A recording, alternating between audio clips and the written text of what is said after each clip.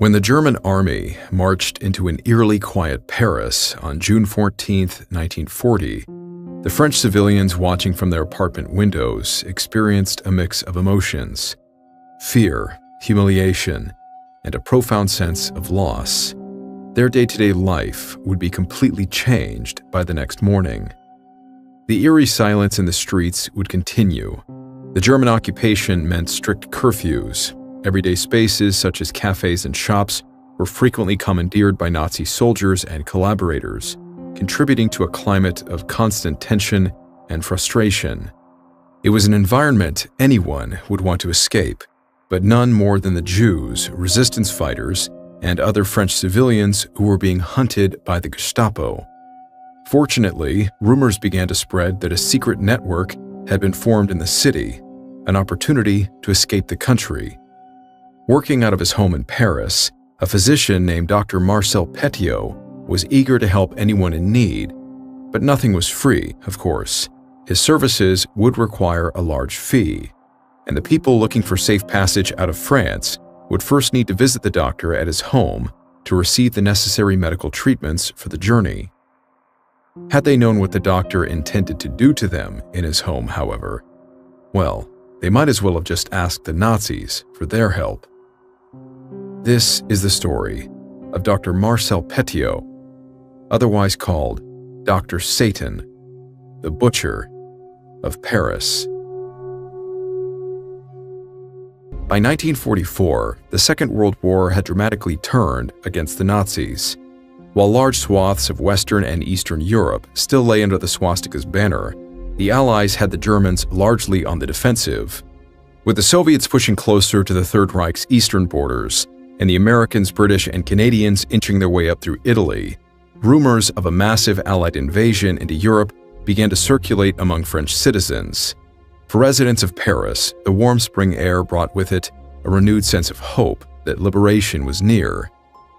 However, on March 11th of 1944, a sense of hope wasn't the only thing wafting through the streets of the nation's capital. The neighborhood of Rue des Caumartins found itself shrouded in a foul-smelling haze. The source of the stench was the chimney of 21 Rue Le Sueur. The home was once again belching thick clouds of putrid smoke into the air. Neighbors had been complaining to the French authorities for the last few days, but it wasn't until March 11th that the local fire brigade was finally summoned to the home. The firemen quickly forced their way inside, accessing the building from the second floor, and were greeted by a sickeningly thick haze, which they then traced down into the basement. What they found down there was far more unsettling than they could have anticipated. A roaring fire inside of a coal stove, and in the fire, and littered around the basement, were human remains. The owner of the home was absent, but the police quickly determined who it was: a doctor by the name of Marcel Petiot. The problem now would be finding him. Over the course of the following 7 months, the manhunt for Petiot and the French police's investigation into the incident would reveal just how depraved the doctor was. Born on January 17, 1897 in the northern French town of Auxerre-Yonne, Marcel Petiot's early life was largely defined by mischief. In school, Petiot constantly found himself at odds with his peers due to his tendency to steal others' personal belongings and provoke altercations. The teachers' repeated efforts to discipline Petiot proved utterly futile. They initially took his behavior to mean that he was just another hard-headed youth in need of guidance, but it eventually became evident that the young Petiot had some deeply rooted mental ailments, as exhibited by his complete lack of empathy and respect for both his peers and adults around him. As he grew into his teenage years, Petiot's behavior devolved into more devious sorts of criminal activity. He once stole his father's pistol, bringing it along with him to school. He fired the weapon several times on the school grounds and was said to have reveled in the fear he created in his fellow students. On a separate occasion, he was written up for sexually harassing a female student, resulting in yet another expulsion from an ever-growing list of schools. In 1914, Petiot was at the age of 17 and was prosecuted in his first ever formal criminal trial. He'd attempted to steal a postal box. It was a tough case for his defense attorney. He knew about Petitot's lengthy record of delinquency. This was hardly a first offense. Petitot was now looking at serious jail time for the charges of robbery and damage to public property. His attorney decided it would be wise to have the young man analyzed by a licensed psychiatrist and hoped that the findings would help their case. This was Petitot's first documented psychological analysis.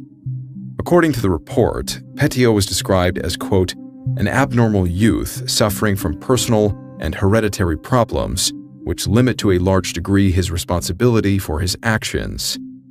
Based on his observations and conversations with Petitot, the psychiatrist diagnosed the teenager with a number of conditions, such as depression, melancholia, obsessions, phobias, paranoia, and antisocial personality traits. The psychiatrist also speculated that Petitot had a mental condition known as kleptomania, meaning he had an uncontrollable impulse to steal anything he could get his hands on. This was what the defense had been aiming for, with Petitot's attorneys then arguing that he was mentally ill and unable to take responsibility for his own actions.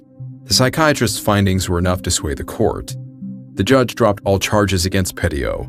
This was a common practice in cases where the accused was found to be mentally unfit to stand trial. Still a teenager, Petitot was relegated to a specialized institute to complete his high school education, but neither the care he received nor his close shave with criminal justice did much to alter the trajectory of his life. Following his graduation from school, with his country now locked in a fight for survival against the invading German army, Marcel Petitot was drafted into the French army in early 1916. Though outwardly possessing what some considered a smug facade of arrogance and confidence, it didn't take long for Petitot's fragile mental state to completely crumble in the wake of the war's unrelenting brutality. The incessant shelling, abhorrent conditions, and constant terror sent Petitot reeling, resulting in numerous mental breakdowns and frequent rotations off the front line. Any of his peers or superiors would have said that the last place Petitot should have been was wearing an army uniform and holding a loaded weapon. He was a danger to both himself and everyone around him. But the fight against the Germans was demanding. Despite his clear signs of psychological instability, the French needed every able-bodied soldier available to fight, and Petitot was kept on the front lines. When Allied forces launched into the Second Battle of the Aisne in 1917, Petitot's unit was one of the many ordered into the attack. Pressed up against the hardened lines of the German defenses, during the fighting, Petitot was wounded by grenade fragments and exposed to weaponized gas. He was carried off the field and immediately transferred to a military hospital. During his medical treatment, even while he lay wounded in the hospital, Petitot's kleptomania became a problem. But it wasn't just a magpie-type impulse. Petitot's thievery was motivated by personal gain. He started snatching everything from army supplies, doctor's instruments, and medications like morphine, which he would then sell to anyone willing to buy it. Petitot didn't discriminate either between doctors or wounded soldiers. He stole their wallets, photographs, and personal correspondences right from under their noses. He wasn't completely surreptitious about it either. He was often caught, and given how precious some of the things he stole were, pictures of girlfriends, letters from wives, and so on, hospital staff had the additional work of breaking up fights. After stealing some army blankets, Petitot was finally charged and jailed at Orleans, then transferred to a psychiatric ward at Fleury-les-Aubrais. Doctors there diagnosed Petitot as suffering from mental disequilibrium, neurasthenia, mental depression, melancholia, obsessions, and phobias. Once again, they ruled him not guilty by reason of insanity. The diagnosis did not keep him out of military service, however. He was returned to the front in June 1918, but wouldn't stay long. Petitot promptly suffered a nervous breakdown, shot himself in the foot, and was pulled back behind the lines. The war ended 2 months later. During his final months of recovery, Petitot complained about headaches and was again sent for psychiatric treatment. This time, the diagnoses added were amnesia, sleepwalking, depression, and tendencies for self-harm. This was finally enough to get him out of uniform. He was discharged with a 40% disability pension. Petitot's case was reviewed in September 1920, with his disability rating increased to 100%. The author of that report suggested that Petiot be committed to an asylum. Like all veterans returning home from the war, in spite of his disability pension, Petiot still needed to find work. He took advantage of an accelerated learning program that was being made available to veterans of the French military. While far from being a formal degree in medicine, the expedited education program helped Petiot become a fully licensed physician in only 8 months. His criminal insanity notwithstanding, he was now a doctor. In 1921, he moved to the quaint town of Villeneuve-sur-Yonne, where nobody knew him. He went to work to establish his own medical practice, and as could be expected, his methods were underhanded. On arrival, the 25-year-old physician went around posting flyers, comparing himself to the town's 2 elderly doctors. The flyers read, "Dr. Petiot is young, and only a young doctor can keep up to date on the latest methods born of a progress which marches with giant strides. This is why intelligent patients have confidence in him. Dr. Petiot treats, but does not exploit his patients." To the townspeople, Petiot seemed an outwardly charming young man, and he quickly made a positive name for himself and garnered a pool of clientele. But whatever Petiot's patients thought of his charisma and caring disposition, it was merely a facade. Contrary to his advertisements, he was exploiting them. If his service in the military left him with anything, it wasn't a desire to start a new and honest life. Petiot was now a well-trained and cunning criminal mind wearing a doctor's uniform. He began his abuse of the townsfolk by overprescribing highly addictive narcotics such as morphine, heroin, and opium to his more vulnerable patients. Petiot sold morphine for cash in the army. He knew what addiction was and how to exploit it. By overdosing his patients, he created a steady stream of addicts who were willing to pay whatever he asked to get their next fix. Without their knowledge, Petiot even secretly enrolled his patients for state medical assistance, thereby ensuring that he was paid twice for each treatment, once by the patient and once by the government. While Petiot may have saved face with his patients using false charm, he wasted none of these efforts on anyone who didn't benefit him.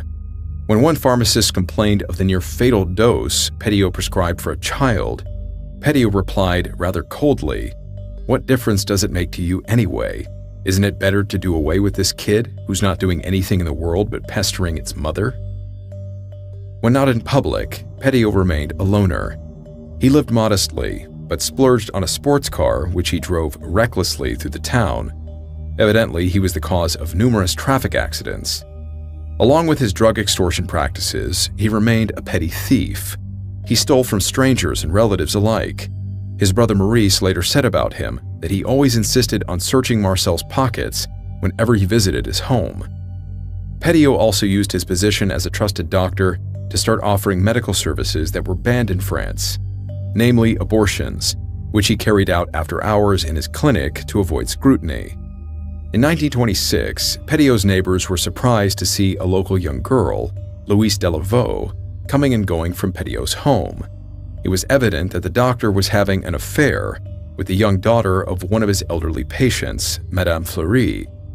According to locals, Louise was a quiet and well-mannered young woman, spending most of her days tending to her sick mother. The one thing Louise wasn't was impulsive. She hardly left her mother alone for long periods of time. That's why her friends, family, and neighbors became quickly concerned when, without a word, Louise suddenly vanished.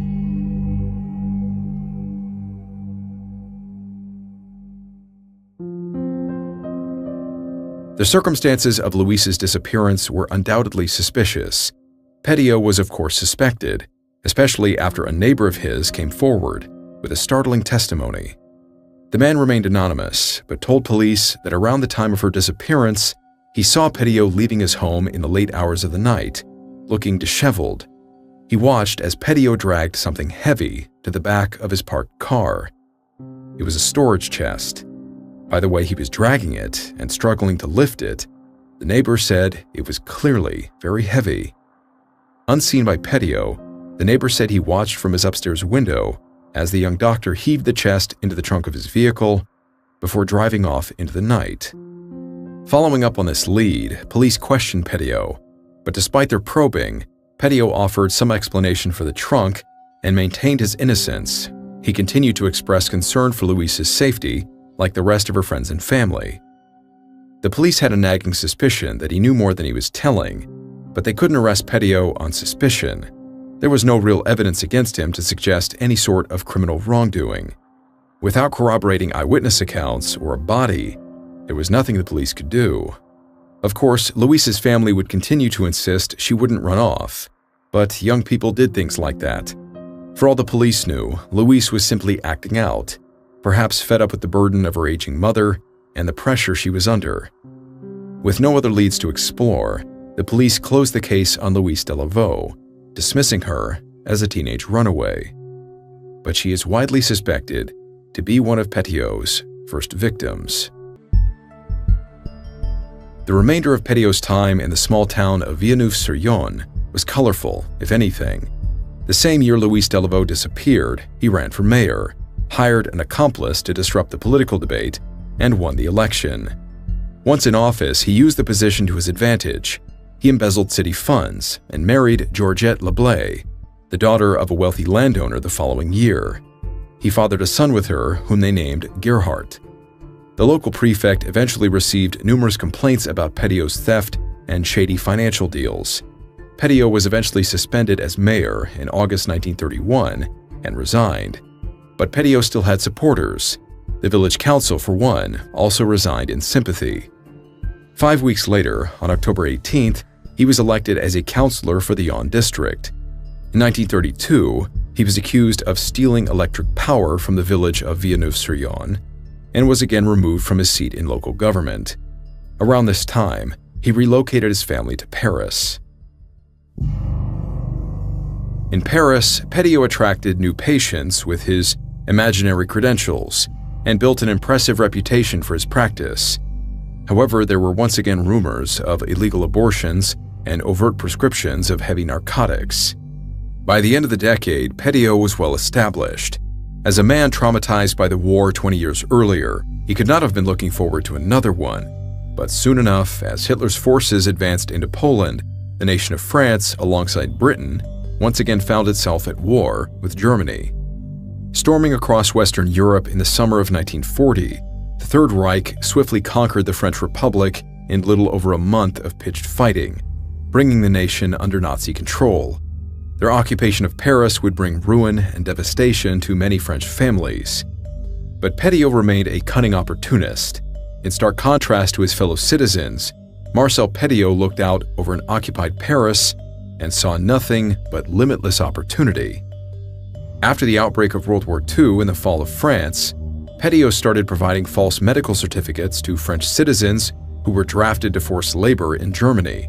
He treated sick workers that had returned. He was also convicted in July 1942 of overprescribing narcotics, despite the fact that 2 addicts who would have testified against him had mysteriously disappeared. He was fined 2,400 francs for the offense. According to his own delusions of grandeur, Petiot told others that he had developed secret weapons that supposedly killed Germans without leaving forensic evidence. He spun stories about having high-level meetings with Allied commanders, planted booby traps all over Paris alongside resistance fighters, and worked with a non-existent group of anti-fascist Spaniards.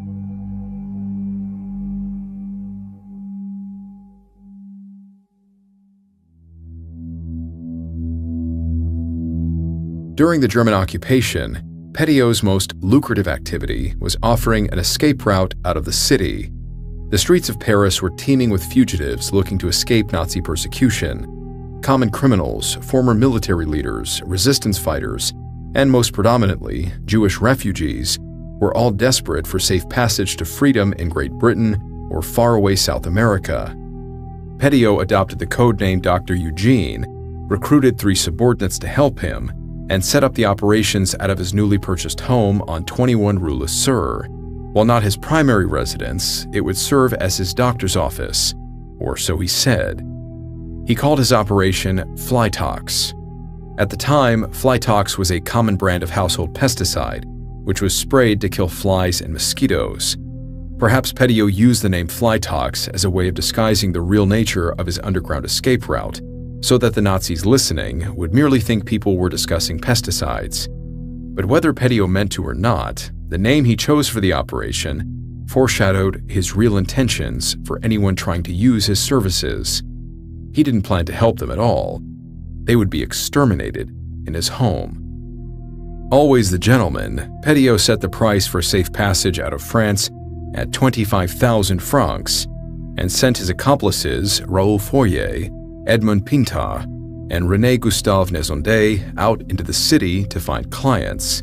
These men then guided the desperate people they found back to Petiot's home, believing that Petiot really did have connections within the French resistance and would get these people out of the country. After arriving to his home, the men, women, couples, and other fugitives were warmly welcomed inside by the charming doctor. After the finances were settled, Petiot would appear with a case full of medical syringes. Undoubtedly, his clients were somewhat wary, but he smiled and assured them they would need a series of inoculations before traveling abroad.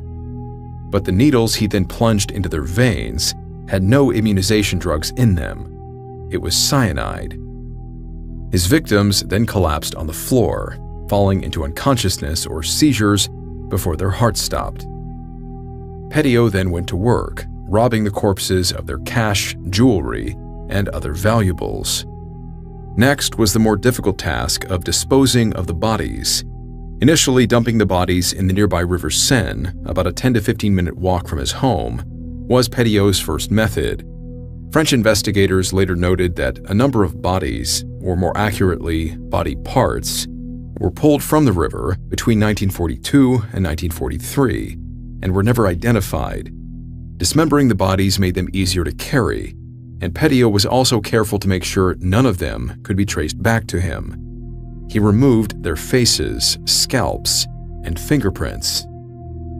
But in the process of carrying the bodies from the house to the river in bags or suitcases, there was always the risk of being seen, even under the cover of darkness. Eventually, it seems the river became impractical for disposal. Petiot then dug a pit in his garage and resorted to dissolving some of the bodies in quicklime, which solved the problem of camouflaging the odor. When the pit in the garage was full, he dug one in the house's yard and filled that one. When the yard was full, he started incinerating the bodies in his basement stove. When the house was later raided, 33 pounds of charred bones were found in the basement. Chief Coroner Albert Paul cataloged these bones, along with unburned fragments, 10 human scalps, 11 pounds of human hair, and garbage cans full of pieces too small to identify. By early 1943, Petiot's brazen advertisements for Flytox had not gone unnoticed by the German Gestapo. An informer named Charles Beretta was sent to infiltrate the Flytox network, feeding names of the conspirators to the German secret police. A Gestapo agent, Robert Jodcum, also forced a prisoner, Ivan Dreyfus, to approach the operation, but Dreyfus mysteriously disappeared. By May 1943, the cat was out of the bag. All three of Petiot's accomplices had been identified. Fourier, Pintat, and Nezondet were arrested. Under torture, they revealed Dr. Eugene's alias, Marcel Petiot. But since the whole Flytox operation was a scam, they had no real resistance ties to betray. Petiot was arrested and joined his accomplices in Fresnes prison. Despite enduring months of torture, they never gave the Nazis any usable intelligence, mainly because they had none to give. They were all released in January 1944, which ironically provided Petiot an alibi for his murders. Now back on the streets of Paris, Petiot quickly resumed his killing spree. And 2 months after his release, on the morning of March 11, 1944, Petiot left the house on 21 Rue Le Sueur, leaving the coal stove burning in the basement. A putrid cloud of smoke then filled the interior of the home and the skies overhead, drawing the attention of neighbors. The smell had been wafting over the neighborhood since March 6th. After several days of complaints being submitted to the authorities with no response, some men went to the door of number 21 to complain, but when they knocked, no one answered. Neighbors then notified the police once again, warned them that it might be a chimney fire, and told them that a man named Marcel Petiot owned the house. Police tried calling Petiot, and he told them to wait for him. But after another 30 minutes, police were obliged to call the fire department to stop the spreading fire. When firemen entered the house through the second-story window, it wasn't long before they found the Chamber of Horrors. Bodies burned beyond recognition and scattered remains throughout the house. When police arrived and searched the garage, they found a pit filled with quicklime and human remains. On the staircase inside, they found a canvas sack containing more human remains. There were body parts everywhere, with enough parts to complete at least 10 bodies. The basement sinks were notably large enough for draining corpses of blood. There was also a soundproof octagonal chamber in the basement with wall-mounted shackles and a peephole centered on the chamber's door. Clearly, some of Petiot's victims had not been killed instantly, but had been kept prisoner in the basement. When Petiot himself arrived at the house, he quickly provided an explanation for the bodies. They were German soldiers, traitors, and collaborators. He told the French crowd that he was a member of the French resistance. Because Parisians hated the Germans and their long-standing occupation, they generally approved of resistance activities. Even the police were reluctant to arrest Petiot, and so they released him. The prominent Paris police commissaire Georges Victor Massou took charge of the investigation. His first problem was to establish if Petiot was killing for the resistance or for the Gestapo. The latter possibility was eliminated when he received a telegram where Germans had ordered that Petiot be arrested as a dangerous lunatic. In spite of Petiot's claims, French police continued to investigate the nature of his murders. Eventually, they found a man who had intended to escape using fly talks, but changed his mind. He said that Petiot had offered him passage to South America for 25,000 francs. Petiot's story about killing Germans began to unravel. German commissaire Robert Jodcum confirmed the man's story when he informed French police that the Gestapo had previously arrested Petiot on suspicion of smuggling Jews. When French police then went to his apartment at 66 Rue Comartin to bring him in for questioning, they found it now abandoned, except for large amounts of chloroform, digitalis, and various other poisons in addition to large amounts of medicines. Petiot had known his arrest was coming and was now on the run. During the police investigation, a review of Petiot's past identified 2 victims from 21 Rue Le Sueur: Jean-Marc Van Bever, a drug addict who procured narcotics from Petiot, and Martha Kate, mother of another addict. Van Bever disappeared before his trial for buying fraudulent prescriptions from Petiot. Kate vanished after Petiot suggested she lie under oath to weaken the prosecution's case. Her husband received letters indicating she left the country. Inspector Roger Guinou suspected Petiot of having something to do with the disappearances of Van Bever and Kate, but lacked proof until the Rue Le Sueur discovery. It was the first time French police had proof of their suspicions that the witnesses had been murdered. Petiot's brother Maurice also confessed that he delivered quicklime to Petiot's house on his brother's orders. He was charged with conspiracy to commit murder and jailed. Georgette Petiot was also arrested on suspicion of having aided her husband, as were Petiot's accomplices, who confessed that they had helped to remove suitcases from the Petiot's house at 21 Rue Le Sueur. Nezunde claimed Petiot was the king of criminals and admitted to helping hide the bodies. Others arrested included a barber referring clients and the Neuhausens. Most suspects were ultimately released in April 1944, while Marcel Petiot remained at large. The investigation then stalled on June 6, 1944, due to the invasion at Normandy.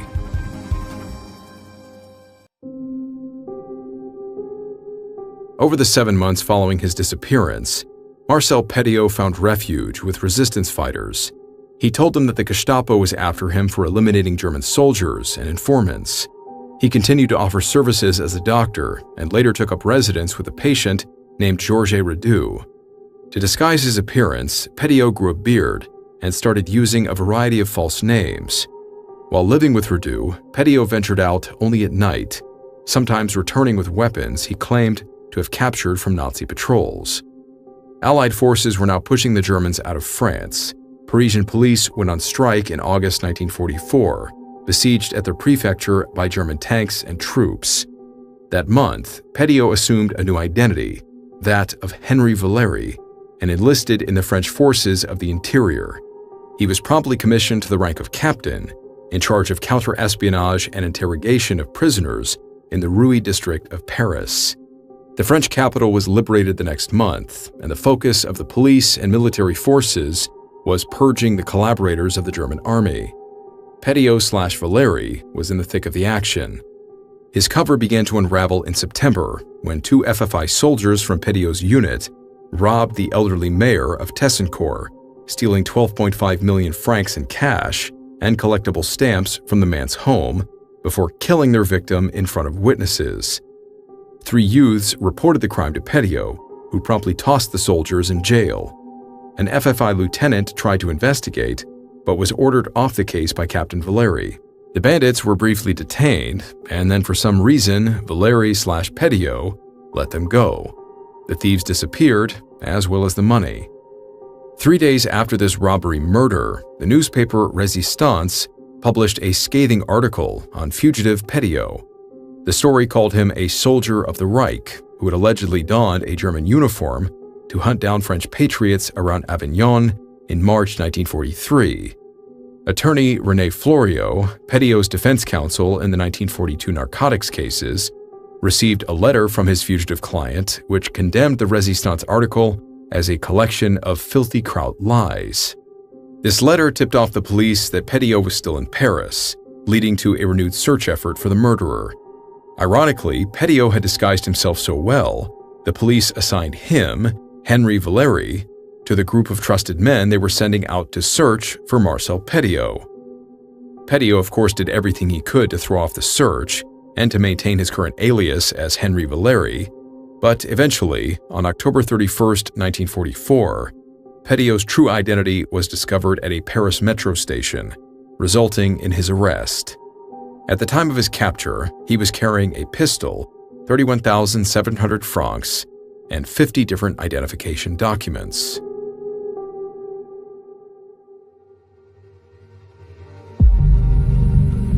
Imprisoned on death row at Lausanne, Petiot maintained his innocence, insisting he only eliminated enemies of France. He alleged that he only stumbled on the corpses at 21 Rue Le Sueur in February 1944 and presumed his network was responsible for killing collaborators. Investigators found no connections between Petiot and established resistance groups and could not verify his claimed activities. He was ultimately charged with 27 counts of murder for financial gain, with prosecutors estimating his illicit profits, including the money, gold, jewels, and other unrecovered valuables he stole, at a staggering 200 million francs. Petiot's trial commenced on March 19, 1946, encompassing 135 criminal accusations. René Fleuriot, his attorney, defended Petiot against state prosecutors and lawyers representing the victims' families. Petiot's lifetime of legal successes gave him an unnatural sense of confidence in the courtroom.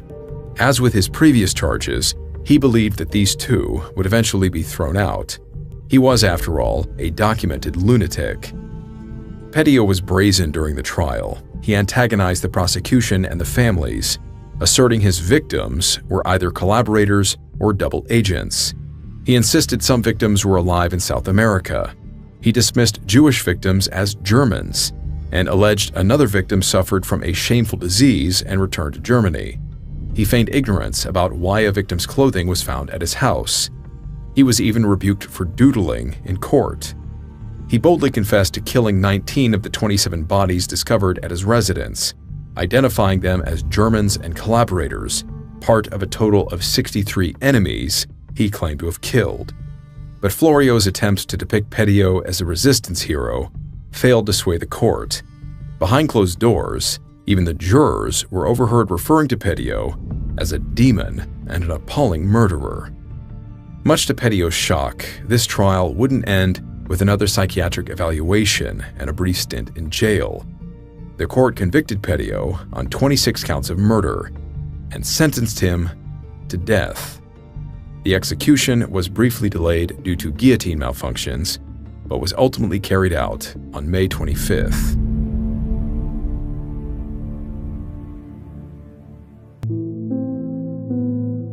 Summoned from his cell, Petio refused to take the traditional glass of rum, but accepted a cigarette. He also agreed to meet with the prison chaplain for his wife's sake, telling the minister, "I am not a religious man, and my conscience is clean." The closing ritual was swiftly completed. Petio signed the register before his hands were bound, his neck shaved, and the collar cut from his shirt. He approached the guillotine calmly. Dr. Albert Paul, among the witnesses, noted that Petio moved with ease, as though he were walking into his office for a routine appointment. Before he was strapped to the guillotine sliding table, Petio was asked if he had anything to say. He thought for a moment, and with an eerie, somewhat satisfied smile, Marcel Petio spoke his final words. "Gentlemen, I have one last piece of advice. Look away. This won't be pretty. I want you to keep a good memory of me." The blade dropped at 5:05 a.m. According to the witnesses, Petio was still smiling as his head tumbled into the basket.